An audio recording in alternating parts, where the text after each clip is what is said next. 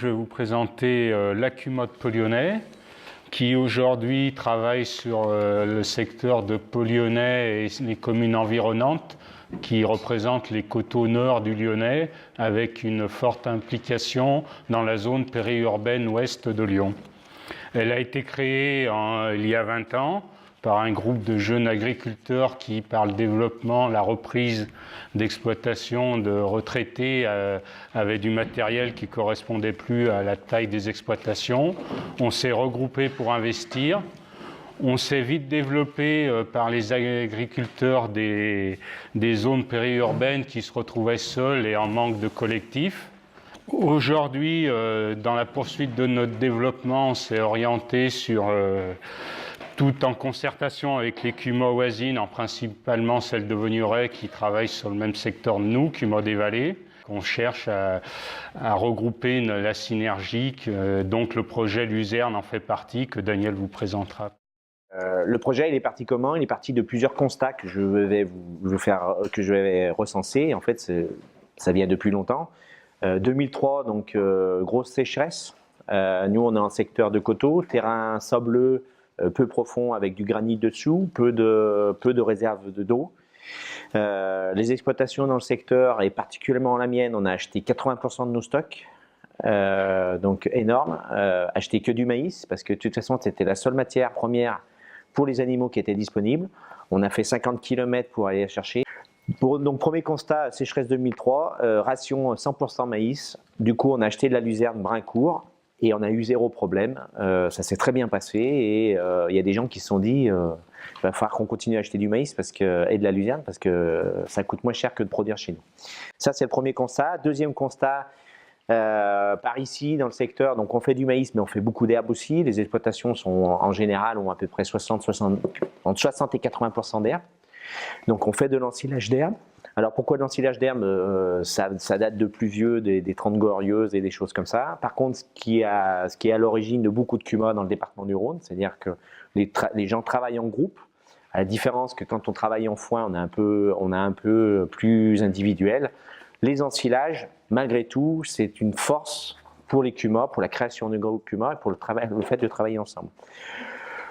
Donc je reviens, donc les rations, donc souvent moitié maïs, moitié herbe, voire 60% de maïs et 40% d'herbe.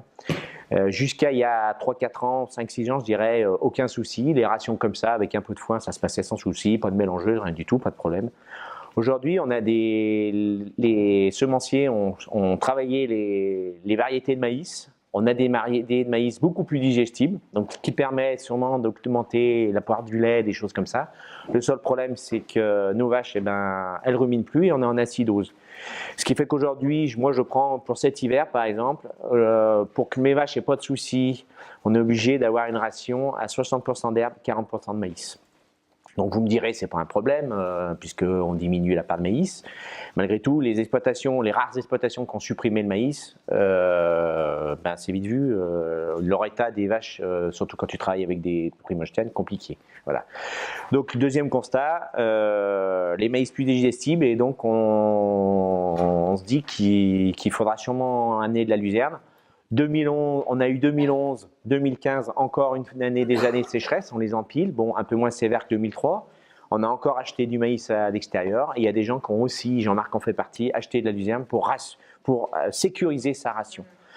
Donc ça fait 2-3 ans, en échangeant entre nous à la CUMA et dans les CUMA, on se disait il faut qu'on rassure, qu'on arrive à sécuriser nos rations. Et puis qu'on a un petit peu marre aussi d'acheter du tourteau de soja qui vient de l'autre côté de la terre, et puis des choses comme ça. Et est-ce qu'on pourrait réfléchir à quelque chose de luzerne en commun? Voilà. Entre-temps, vous avez les élus de la CCVL et puis du sol, donc c'est pour ça qu'il y a des syndicats qui sont présents ici, qui ont eu une réflexion en se disant, donc on est en zone périurbaine, je ne sais pas si vous avez remarqué, quand ici on regarde, on est dans Lyon, on travaille des terrains, dans le collectif il y a des gens qui sont sur Tassin de Minutes, donc on est en plein dans Lyon, d'Ardilly, et des élus qui ont pris conscience, qui ont enfin pris conscience à force qu'on leur explique, que les agriculteurs et le monde de l'élevage en particulier est important dans ces secteurs, sur tout l'entretien de l'espace. Là, les élus ont pris conscience que l'élevage était important dans ce secteur-là et qu'ils ont pris conscience aussi qu'avec la dérégulation qui a été voulue par Bruxelles, moi je dis voulue par Bruxelles, puisque quand on supprime les quotas, on crée une dérégulation avec des prix qui vont de 400 € à 200 € le prix du lait, les exploitations ici sont très fragilisées. Et donc ces élus réfléchissaient à se dire il faut faire de la transformation, et puis on a 1 million de consommateurs ici, et de monter un projet. Et donc moi j'ai participé à une réunion et je leur ai dit que dans le département du Rhône, on avait fermé 3 collectifs importants qui faisaient de la transformation sur des petites structures. Donc c'est Aourou, Tarare et puis Villefranche. Donc Villefranche c'était le RCVL aussi. Donc j'ai dit réinvestir dans la transformation alors qu'on ne nous parle que des tailles énormes. J'ai dit c'est quand même compliqué. Et je leur dis on peut aussi réfléchir sur les charges et donc sur un atelier collectif de séchage qui pourrait être mis en place par vous. Alors le deuxième constat que j'ai fait, mais ça c'est un petit peu moi qui ai poussé, mais on n'a encore pas débattu là-dessus, mais ici vous avez une piscine qui est intercommunale, juste à côté. Et elle est chauffée avec des copeaux bois. Et l'idée, je leur dis, en été, votre chaudière, elle ne tourne pas, quoi. Parce qu'ils ont une chaudière qui est trop grosse et l'eau n'a pas à la chauffer, donc il faut qu'ils chauffent de l'eau chaude, mais elle est trop grosse. Je dis, nous, on va sécher de la luzerne, on met un bâtiment à côté, on sèche de la luzerne. Deuxième autre chose, c'est que si vous avez peut-être vu, je ne sais pas si vous avez eu le temps de voir à l'extérieur, on est en zone de coteaux et la plupart des communes, Pau Lyonnais, Vignorais, sont boisées. Autrefois, c'était du bois de taillis, donc entretenu par les agriculteurs qui coupaient du bois. Aujourd'hui, c'est du bois sentimental, c'est-à-dire tout le monde a une petite parcelle et le bois n'est plus entretenu. Et donc l'idée, c'était aussi, pour sécher la luzerne, nous on vous amène le bois déchiqueté pour fournir et on sèche la luzerne. De plus, il y a une CUMA qui est en train de réfléchir dans les monts du Lyonnais à l'achat d'un broyeur collectif, un gros broyeur à plaquettes. Donc il y a tout ça qui était en réflexion en disant on modifie un petit peu la donne et plutôt que de travailler sur la transformation pour l'instant, on dit bien pour l'instant parce que je vous expliquerai après pourquoi, on va commencer par travailler sur un projet collectif de luzerne. Du coup, après avoir échangé dans nos CUMA, donc CUMA de Pau Lyonnais, CUMA des Vallées, cet hiver et l'hiver passé, on a attaqué à faire 2 formations, 2 grosses formations lourdes, donc une sur la luzerne, donc orientée sur comment on cultive la luzerne, comment on cultive les multi-espèces, comment on cultive, et puis sur un projet bâtiment. L'hiver passé, on était allé, donc avec Thomas Déal, on était allé dans l'Ain voir la CUMA, comment ça s'appelle déjà la CUMA ? L'Écheroux. Donc c'est une CUMA qui a investi en collectif, une grosse CUMA qui a investi 1 900 000 dans un séchage collectif.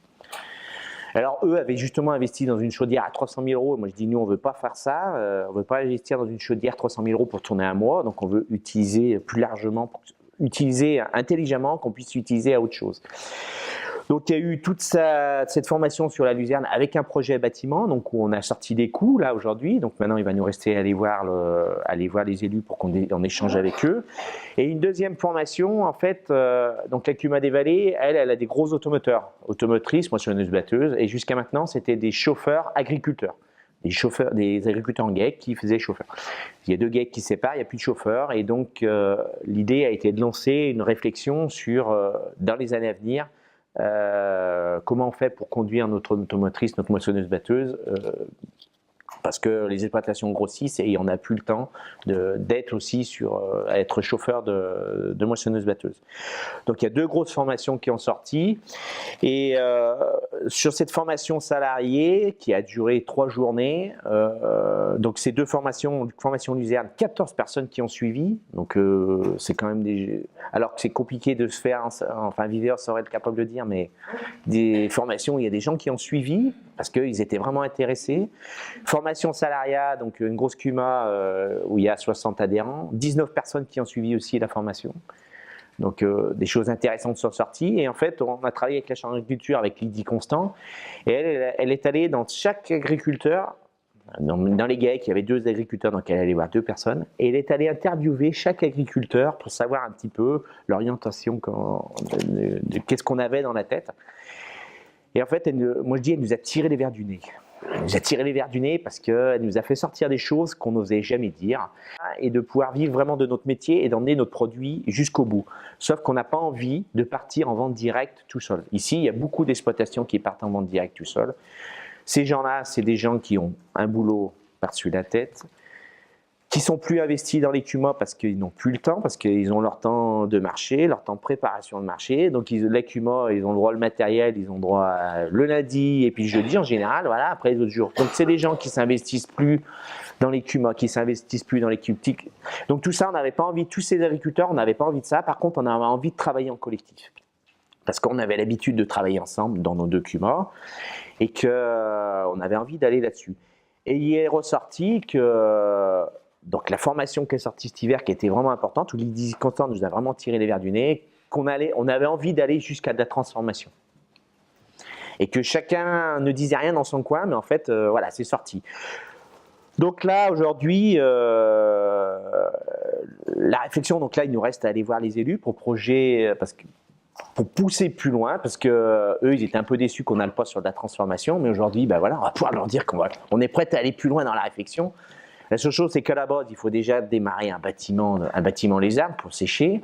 On aura aussi un bâtiment accouplé à ça, un bâtiment pour pouvoir accueillir le salarié de la CUMA des Vallées, qui sera chauffeur, mécano-chauffeur. Donc on aura un apprenti d'une partie du bâtiment pour pouvoir accueillir ce chauffeur, qui pourra aussi gérer, réceptionner, on espère, la luzerne et puis gérer un peu comment le bâtiment.